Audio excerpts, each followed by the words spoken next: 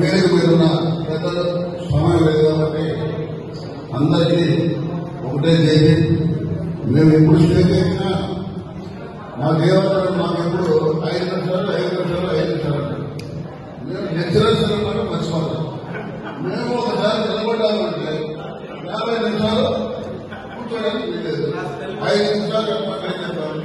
సరే, మనం ఏదైతే నిర్వహణలు వీరపుత్ర ఫౌండేషన్, ఏనాడు హెల్త్ ట్రస్ట్, ఏనాడు హెల్త్ ఎడ్యుకేషన్ ట్రస్ట్ ఈ కార్యక్రమం చాలా మంచి హృదయంతో చేపట్టారు. మా దేవతలని ఎప్పుడే కార్యక్రమం మొదలుపెట్టినా దానికి ఒక ప్లాన్ విజన్ ఉంటుంది. ఇదే కాదు, గతంలో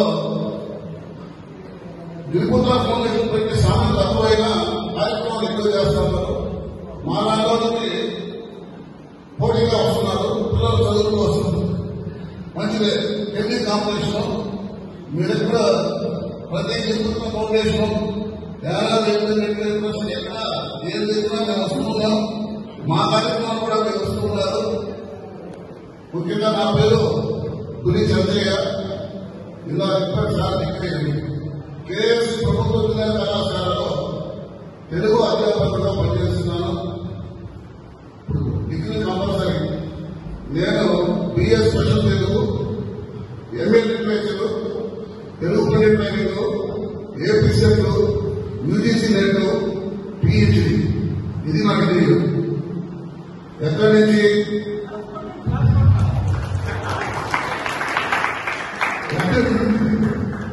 ట్రైన్ పని చేసుకుంటూ సైకిల్ షాప్ పెట్టుకుంటూ ఆ రోజు పూట గడుస్తుంటే ఆ స్థాయి నుంచి 8 డిగ్రీలు సంపాదించడం ఇక్కడ నా పేరు పక్కన పెట్టండి. అసలు ఈ కార్యక్రమానికి అనుకోకుండా తప్పని పరిస్థితుల్లో నేను రావాల్సి వచ్చింది. నన్ను ఆహ్వానించిన మా పెద్దలందరికీ ధన్యవాదాలు. ముఖ్యంగా నేను ఇక్కడ రావడానికి ప్రధాన కారణం, ప్రతి ఒక్కరికి ఒక ఇన్స్పిరేషన్ ఉండాలి. ప్రతి ఒక్కరికి ఎవరో ఒక మోటివేట్ ఉండాలి. ఇప్పుడు నేను ఎంతమంది మోటివేట్ పక్కన పెడితే ఇక్కడ నాకు మోటివేట్ వస్తున్నారు. ఒక్కసారి పరిశీలించండి వారి మొహంలో ఉండండి. ఆ మొహంలో చిరునవ్వుతో పాటు గంభీరమైనటువంటి ధైర్యం ఉంది. చిరునవ్వు చూస్తున్నారు మీరు, లోపల ఎంత గంభీరమైనటువంటి గుండె దగ్గర తెలుసా? ఎక్కడ మమ్మల్పేట, ఎక్కడ ఎవరు మేమంటే మాలాంటి ఏదో పెద్దలు చెప్పారు కాబట్టి ఏదో చేస్తా ఉన్నాం. వాళ్ళు స్థానం చదువుకునేటప్పుడు అప్పుడు లేదు. ఆయన మోటివేట్ చేస్తున్నాడు, ఆయనే ఇన్స్పిరేషన్ తీసుకున్నాడు, ఆయనే ధైర్యం చేస్తున్నాడు, ఆయనే బాధపడ్డాడు, ఆయనే ఎన్నో అవమానాలు పడ్డాడు. ఊరికే రా విజయాలు వజ్రం కూడా ఊరికే వస్తుందా? ఉల్లి దెబ్బలు కొడితేనే వజ్రం మారుతుంది. శిల్పం కూడా ఉల్లి దెబ్బలు.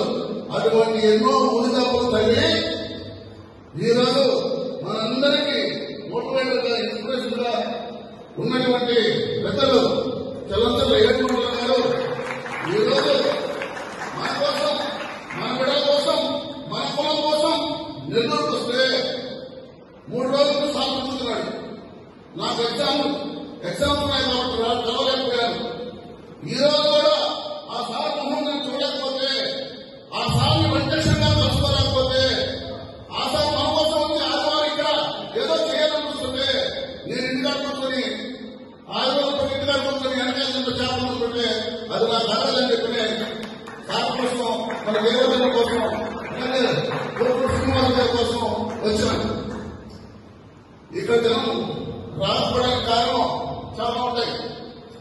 వచ్చిన వాళ్ళనే ఒక్కొక్క 100 మందిగా మారి మీ గ్రామానికి వెళ్ళి ఇక్కడ జరిగిన చెప్పండి. నిరాశ మనిషి ఆశకి ఎప్పుడు ఆశలు బతకాలి, ఆశయాత్మకూడదు. ముఖ్యంగా నేను మన వాళ్ళకి చెప్పదలుచుకుంది ఒకటే, ఇక్కడ నా పేరు పక్కన పెట్టండి, నా గోపిలో ట్రైనింగ్ ఉండాలి. నేను 100 మందికి రిజిస్ట్రేషన్ చేయాలి, 100 మందికి నా ఇంటికి రావాలి. అనుకున్నా. మనకు ఒక ఐడియా ఒకటి ఉంది, కొటేషన్. ఒక ఐడియా జీవితాన్ని మారుతుందంటారు తెలుసా? ఒక ఐడియా కొటేషన్ అది ఏదో ఫోన్ ఒక ఐడియా జీవితాన్ని మారుతుందంటారు. అలా ఒక ఐడియా నాలో వచ్చింది. నేనెందుకు చదవలేను, నాకెందుకు బుర్ర లేదు, నాకెందుకు తలకాయ లేదు, అందరికీ తక్కువలో రావలే కదా, నా బుర్ర కూడా అంతే కదా గుజ్జు, ఈ గుజ్జు ఎందుకు పనిచేయలేదు చెప్పని ఆలోచించి నేను సరిగ్గా పాటలు పాడుతూ ఒక 10-15 పాటలు చూడకుండా పాడతా. అప్పుడు వచ్చింది ఐడియా. పాటలు అయితే పాడాను కానీ అవన్నీ నాకు వెళ్ళి ఉండేది కదా పాడాను. సమాజం కోసం పాటలు పాడాను, కానీ నా కోసం, నా బిడ్డల కోసం, నా కుటుంబం కోసం చదవలేదా? అవన్నీ గుర్తున్నప్పుడు 20 మార్కుల కోసం ఎందుకు గుర్తుండదు, హిస్టరీ ఎందుకు గుర్తుండదు, ఎకనామిక్స్ ఎందుకు గుర్తుండదు, పాటలు గుర్తున్నప్పుడు ఎందుకు పడదు? ఓహో, నేను కూడా నాకేదో ఉంది చదవగలను కాన్సెప్ట్ రైట్. అర్థమైందా? మొన్న ఎవరో చెప్పారు, గురుప్రసాద్ గారు, మన కొటేషన్ కావాలంటే ఫోన్లు కొట్టుకోవచ్చు. ఎవరైతే ప్రకృతిని ప్రేమిస్తారో, ఎవరైతే ప్రకృతిని ఆస్వాదిస్తారో ఎక్కువగా వాళ్ళు విజ్ఞానవంతులు అవుతారని చెప్పి నేను చెప్పిన తర్వాత సైకాలజీ బుక్లో చదివాను. ప్రకృతి పురుషులు అంటే ఎవరు? మనం. మట్టిలో ఆడేవారు మనం, ఇసుకలో తోలాడేవారు మనం, కాలంలో మునిగేవారు మనం, గుంటలో పావున్నా ఇంకేదన్నా చేపలు పట్టేవారు మనం, పాములు పట్టేవారు మనం, కట్లు పట్టేవారు మనం. ఇన్ని మనం చదవలేమా? అదొకటి. ఇప్పుడు ఉన్న వాళ్ళందరూ చెప్పేది ఒకటే, చదవండి, అందరూ చదవాలి, అందరూ నేనుండాలి. అంటే నేను కాదు, ఎవరైతే అనుకుంటున్నారో వాళ్ళు. నేను చెప్పాను కదా, మనం హనుమంతుడు లాంటివాడు.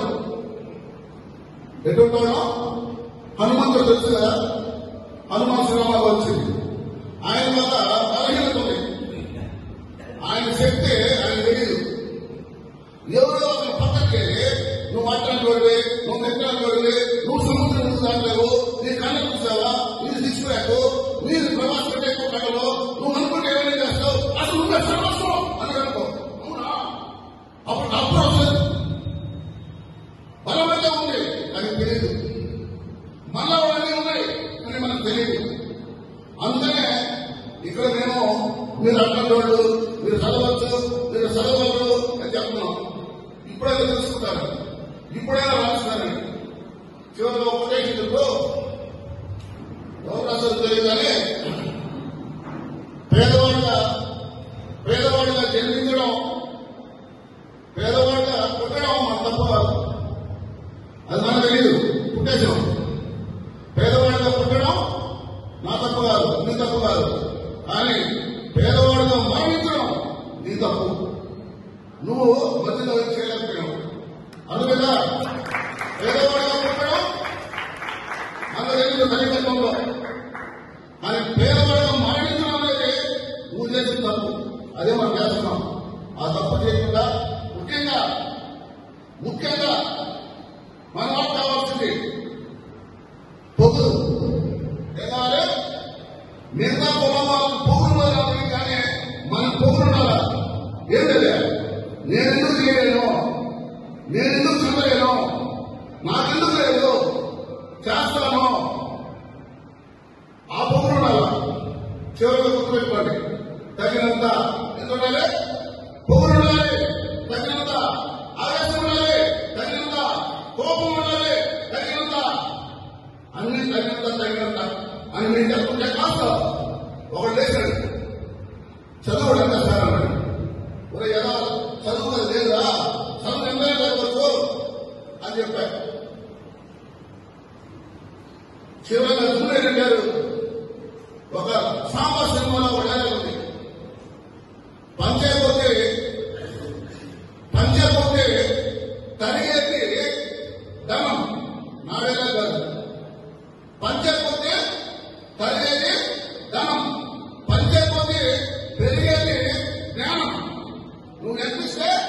కొద్ది మరొకసారి ఈ కార్యక్రమాన్ని నన్ను ఆహ్వానించినందుకు నిర్వాహకులకి ధన్యవాదాలు తెలియజేస్తూ మరొకసారి అందరికీ జై భీమ్, జై భీమ్, వందే మాతరం నాయకత, వందే మాతరం నాయకత, మైమల్ల వందే మాతరం నాయకత, వందే మాతరం నాయకత, యానాది నాయకత.